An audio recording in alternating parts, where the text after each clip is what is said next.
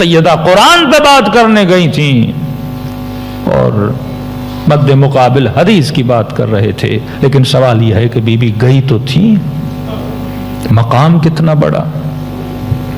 ہر انسان کسی نہ کسی چیز سے معاشرے میں پہچانا جاتا ہے۔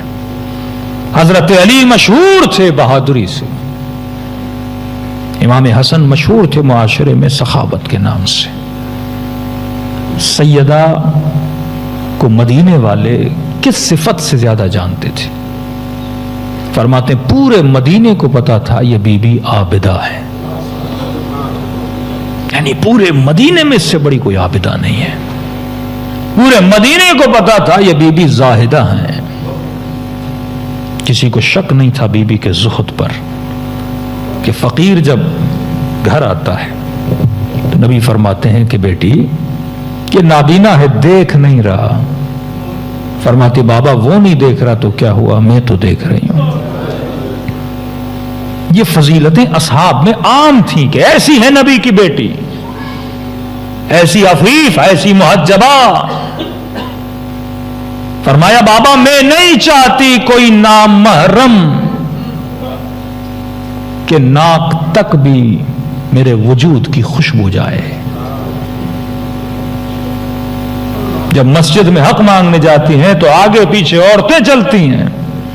پوچھا بی بی اس ہجوم کو لے کر کیوں جا رہی ہیں؟ کہ میں نہیں چاہتی میرے قدموں کے نشانوں پر بھی کسی نامحرم کی نگاہ پڑے۔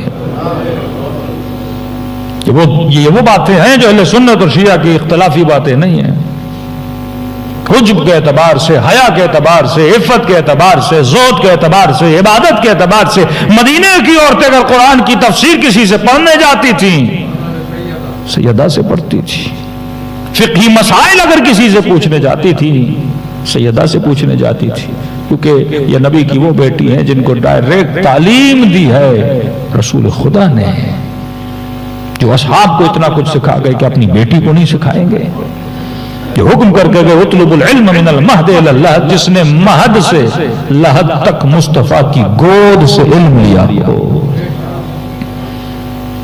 اتنا بڑا مقام کہ جب وصیت کرتی ہیں تو پریشانی کے عالم میں۔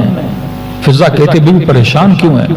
فرمایا فضا عرب جب خواتین کے جنازے اٹھاتے ہیں تو چار پائیوں پہ اٹھاتے ہیں، میں نہیں چاہتی میرا جنازہ ایسے اٹھے۔ کبھی بھی کیوں؟